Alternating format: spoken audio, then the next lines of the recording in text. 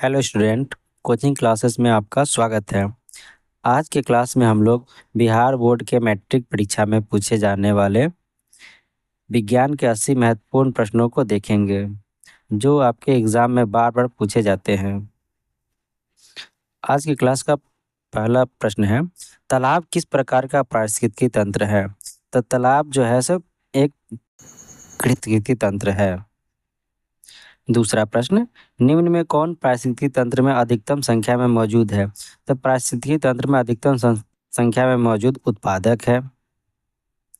तीसरे प्रश्न को देखेंगे, जीवों की उत्पत्ति से पहले पृथ्वी पर निम्नलिखित में क्या नहीं था? तो जीवों की उत्पत्ति से पहले पृथ्वी पर ऑक्सीजन मौजूद नहीं था। चौथा प्रश्न है, भारत में उत्पादित प्रत्यावर्ती विद्युत धारा की आवृत्ति कितनी है?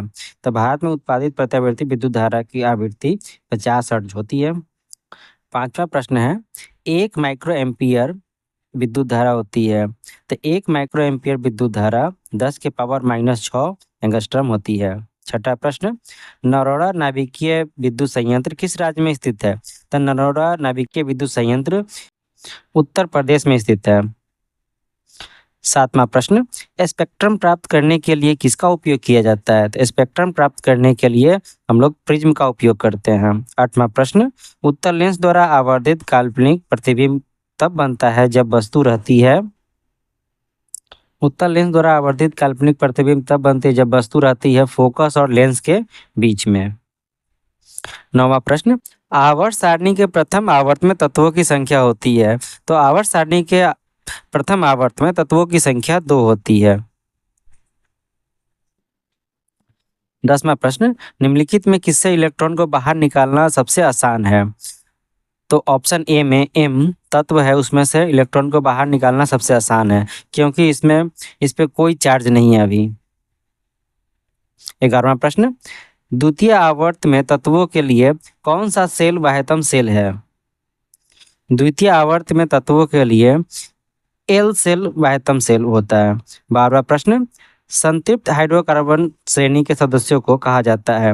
तो संतृप्त हाइड्रोकार्बन के श्रेणी को एल्केन कहा जाता है क्योंकि इसमें कार्बन कार्बन के बीच में एकल बंधन पाया जाता है। 13वां प्रश्न, मेंडलीव द्वारा छोड़े गए आवर्त सारणी के रिक्त स्थानों में बाद में निम्नलिखित में कौन सा तत्व पदस्थापित किया गया है?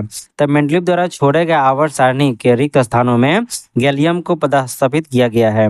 14वां प्रश्न, आवर्त सारणी के प्रत्येक आवर्त का अंतिम सदस्य होता है। तो आवर्त सारणी के प्रत्येक आवर्त का अंतिम सदस्य एक निष्क्रिय गैस होता है। 15वां प्रश्न, किसी तत्व में 2 शेल है और दोनों ही इलेक्ट्रॉनों से पूर्णतः भरे हुए हैं, वह तत्व है। तो वह तत्व हो जाएगा नियोन।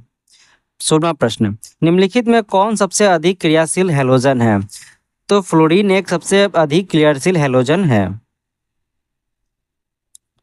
18वां 17वां प्रश्न, ओजोन का आणविक सूत्र होता है। ओजोन का आणविक सूत्र O3 होता है और ऑक्सीजन का आणविक सूत्र O2 होता है। 8वां प्रश्न, पीएच का कौन सा मान क्षारक विलयन को निरूपित करता है? तब पीएच का 7 से अधिक पीएच वाले क्षारक विलयन को निरूपित करता है, जबकि 7 से कम वाले अम्लीय विलयन को निरूपित करता है। इसका सही जवाब हो जाएगा ऑप्शन सी 13। 19वां प्रश्न, जल के एक अणु में हाइड्रोजन एवं ऑक्सीजन के परमाणुओं की संख्या का अनुपात क्या होता है? तो जल के एक अणु में हाइड्रोजन एवं ऑक्सीजन के परमाणुओं की संख्या 2:1 होती है। 20वां प्रश्न, निम्नांकित संकेतों द्वारा व्यक्त तत्वों में कौन सा धातु है? इसका सही आंसर होगा ऑप्शन बी। 21वां प्रश्न, अम्लीय ऑक्साइड के पीएच मान होता है। तो अम्लीय ऑक्साइड का पीएच मान 7 से कम होता है, अतः इसका आंसर ऑप्शन डी हो जाएगा 4। 22वां प्रश्न, सबसे कठोर प्राकृतिक पदार्थ है। तो सबसे कठोर प्राकृतिक पदार्थ हीरा होता है। 23वां प्रश्न, सिल्वर आयोडाइड का रंग कैसा होता है? तो सिल्वर आयोडाइड का रंग पीला होता है। 24वां प्रश्न, श्वसन किस प्रकार की रासायनिक अभिक्रिया है? तो श्वसन एक ऊष्माक्षेपी रासायनिक अभिक्रिया है। 25वां प्रश्न, कॉपर्स ल्यूटियम से स्रावित हार्मोन है। तो कॉपर्स ल्यूटियम से प्रोजेस्टेरोन हार्मोन स्रावित होती है।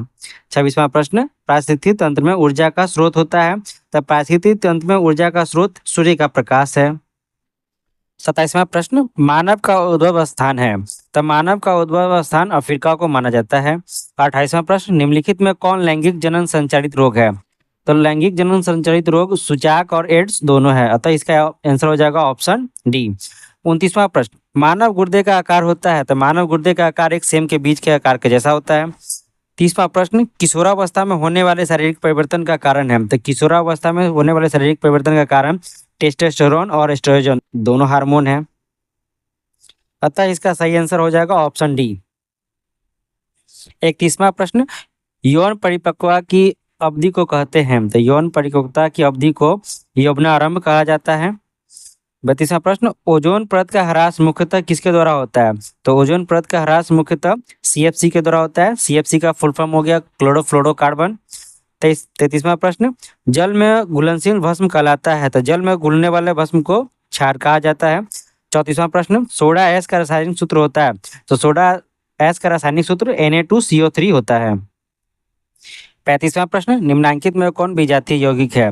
तो प्लास्टर ऑफ पेरिस एक विजातीय यौगिक है। 36वां प्रश्न, बेकिंग सोडा का रासायनिक सूत्र होता है। तो बेकिंग सोडा का रासायनिक सूत्र NaHCO3 होता है। 37वां प्रश्न, निम्नांकित में कौन संचारक अम्ल है। तो मेथनोइक अम्ल संचारक अम्ल नहीं है। सल्फ्यूरिक अम्ल संचारक अम्ल नहीं है। एथनोइक अम्ल संचारक अम्ल नहीं है, अतः इसका आंसर हो जाएगा ऑप्शन डी, इनमें से कोई नहीं। 38वां प्रश्न, मिल्क ऑफ मैग्नीशिया का पीएच मान होता है। तो मिल्क ऑफ मैग्नीशिया का पीएच मान 10.5 होता है। 39वां प्रश्न, सल्फर के संयोजी सेल में इलेक्ट्रॉनों की संख्या होती है। तो सल्फर के संयोजी सेलों में इलेक्ट्रॉनों की संख्या 6 होती है। 40वां प्रश्न, निम्नलिखित तत्वों में किसकी आयतन ऊर्जा अधिक होती है। तो फ्लोरीन की आयतन ऊर्जा सबसे अधिक होती है। 41वां प्रश्न, पौधों में जनन अंग कहाँ पाए जाते हैं। तो पौधों में जनन अंग पुष्प में पाए जाते हैं। 42वां प्रश्न, मस्तिष्क का कौन सा भाग शरीर की स्थिति है तथा संतुलन का अनुरक्षण करता है। तब मस्तिष्क का मध्य मस्तिष्क जो भाग है शरीर की स्थिति और संतुलन का अनुरक्षण करता है। 43वां प्रश्न, किस पौधे में रंध्र अनुपस्थित रहते हैं। तो हाइड्रेलिया पौधे में रंध्र अनुपस्थित रहते हैं। 44वां प्रश्न, BH4 का संबंध किससे है। तो BH4 का संबंध वायु प्रदूषण से होता है। 45वां प्रश्न, रक्त में ऑक्सीजन का वाहक है। तो रक्त में हीमोग्लोबिन ऑक्सीजन का वाहक होता है। 46वां प्रश्न, निम्नलिखित में किसे वर्थ हार्मोन कहा जाता है। तो ऑक्सीटोसिन को वर्थ हार्मोन कहा जाता है। 47वां प्रश्न, बीज विकसित होता है कहाँ से। तो बीज विकसित होता है बीजांड से। 48वां प्रश्न, ग्रहणी किससे संबंधित है। तो ग्रहणी छोटी आंत से संबंधित है। 39वां प्रश्न, मेंडल ने अपने अनुवांशिकी प्रयोग हेतु किस पौधे का उपयोग किया। तो मेंडल ने अपने अनुवांशिकी प्रयोग हेतु मटर के पौधे का प्रयोग किया था। 50वां प्रश्न, किस प्रकार के शोषण से अधिक ऊर्जा मुक्त होती है। तो वायवीय शोषण से अधिक ऊर्जा मुक्त होती है। 51वां प्रश्न, मानव के नर जनन ग्रंथि कहलाता है। तब मानव में नर जनन ग्रंथि वृषण कहलाता है। 52वां प्रश्न, जीवन की एक महत्वपूर्ण विशेषता क्या है। तो जीवन की एक महत्वपूर्ण विशेषता संग होता है। 53वां प्रश्न, स्वपोषी पोषण होता है। तो स्वपोषी पोषण हरे पेड़ पौधों में होता है। 54वां प्रश्न, ग्लाइकोलाइसिस गोल्जी कहाँ पाया जाता है। तो ग्लाइकोलाइसिस गोल्जी कोशिका द्रव्य में पाया जाता है। 55वां प्रश्न, तंत्रिका तंत्र की संरचनात्मक एवं क्रियात्मक इकाई क्या है। तो तंत्रिका तंत्र की संरचनात्मक एवं कार्यात्मक इकाई न्यूरॉन को कहा जाता है। 56वां प्रश्न, कौन सा एंजाइम वसा पर क्रिया करता है। तो लाइपेज एंजाइम वसा पर क्रिया करता है। 57वां प्रश्न, नेत्र द्वारा किसी वस्तु का कैसा प्रतिबिंब बनता है। तो नेत्र द्वारा किसी वस्तु का वास्तविक, उल्टा और वस्तु से बड़ा प्रतिबिंब बनता है। 58वां प्रश्न, विद्युत परिपथ में विद्युत धारा को मापने के लिए क्या उपयोग किया जाता है। तो विद्युत परिपथ में विद्युत धारा को अमीटर का प्रयोग करके मापा जाता है।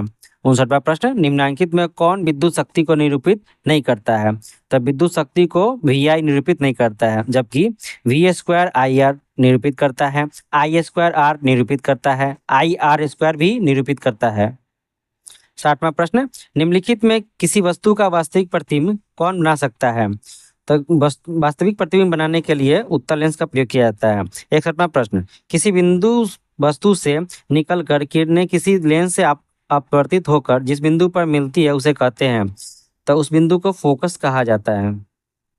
62वां प्रश्न, फोटोग्राफी कैमरा का अभिदर्शक होता है। तो फोटोग्राफी कैमरा का अभिदर्शक एक उत्तल लेंस होता है। 63वां प्रश्न, किसी शब्दकोश में पाए गए छोटे अक्षरों को पढ़ते समय आप निम्न में से कौन सा लेंस पसंद करेंगे? तो 5 सेंटीमीटर फोकस दूरी का एक उत्तल लेंस पसंद करेंगे। 64वां प्रश्न, किसी गोलीय दर्पण तथा किसी पतले गोलीय लेंस दोनों की फोकस दूरियां -15 सेंटीमीटर है। दर्पण तथा लेंस समतल होगा, तो दर्पण तथा लेंस दोनों ही अवतल होगा। 65वां प्रश्न, वोल्ट भी बराबर होता है। तो भी बराबर होता है जूल पर कूलम। 66वां प्रश्न, विद्युत आवेश के प्रवाह दर को कहते हैं। तो विद्युत आवेश के प्रवाह दर को विद्युत धारा कहा जाता है। 67वां प्रश्न, निम्नलिखित में कौन सा कथन सत्य है? तो कथन जो है जूल बराबर कूलम गुने वोल्ट सही है। 68वां प्रश्न, बॉन्ड CHO अभिक्रियाशील समूह को कहते हैं। तो बॉन्ड CHO अभिक्रियाशील समूह एल्डिहाइड को कहते हैं। 69वां प्रश्न, एथेनॉल को सांद्र H2SO4 के साथ गर्म करने पर निम्नलिखित में कौन सी गैस बनती है? तो एथेनॉल को सांद्र H2SO4 के साथ गर्म करने पर C2H4 बनती है। 70वां प्रश्न, जिंक ब्लेड निम्नलिखित में किस धातु का अयस्क है? तो जिंक ब्लेड जिंक धातु का अयस्क है। 71वां प्रश्न, आवर्त सारणी के किसी आवर्त के तत्वों में कौन सा गुण समान होता है? तो आवर्त सारणी के किसी आवर्त के तत्वों में कक्षों की संख्या का गुण समान होता है। 72वां प्रश्न, अभिक्रिया CaO plus H2O equal to CaOH का होल ट्वाइस किस प्रकार की अभिक्रिया है? तो एक ये संयोजन अभिक्रिया है। 73वां प्रश्न, निम्नलिखित में कौन सा मात्रक वाट W के बराबर होता है? तो वाट बराबर जूल पर सेकेंड होता है। 74वां प्रश्न, विद्युत हीटर के तार की कुंडली बनी होती है। तो विद्युत हीटर की तार की कुंडली नाइक्रोम धातु की बनी होती है। जबकि हमसे अगर पूछा जाएगा विद्युत बल्ब का फिलामेंट किस धातु का बना होता है, तो विद्युत बल्ब का फिलामेंट जो होता है टंगस्टन की बनी होती है। 75वां प्रश्न, किसी परिपथ का वह गुण जो विद्युत ऊर्जा को ऊष्मा में बदलता है। तो परिपथ का गुण जो है विद्युत ऊर्जा को ऊष्मा में बदलने वाला प्रतिरोध के कारण होता है। 76वां प्रश्न, एक विद्युत सेल में धारा प्राप्त करने पर इसके सिरों के बीच विभवांतर का मान होता है। तो एक विद्युत सेल में धारा प्राप्त करने के लिए इसको सिरों के बीच का विभवांतर विद्युत वाहक बल से कम होता है। 77वां प्रश्न, अनवीकरणीय ऊर्जा का स्रोत है। तो अनवीकरणीय ऊर्जा का स्रोत कोयला है। 78वां प्रश्न, तरंग दैर्घ्य को सामान्यतः व्यक्त किया जाता है। तो तरंग दैर्घ्य को सामान्यतः मीटर में व्यक्त किया जाता है। 19वां प्रश्न, किसी चालक तार से प्रवाहित धारा में गतिशील कण होते हैं। तो किसी चालक तार के प्रवाहित धारा में गतिशील कण इलेक्ट्रॉन होते हैं। 80वां प्रश्न, 12 वोल्ट विभवांतर के दो बिंदुओं के बीच 2 कूलम आवेश को ले जाने में कितना ऊर्जा जाता है?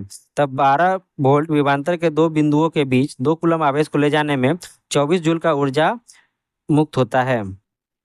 आप लोग इस वीडियो को बार बार देखें और लाभ उठाएं और एग्ज़ाम में अधिक से अधिक अंक लाने की कोशिश करें और इस चैनल को सब्सक्राइब करना ना भूलें। Thanks for watching my video.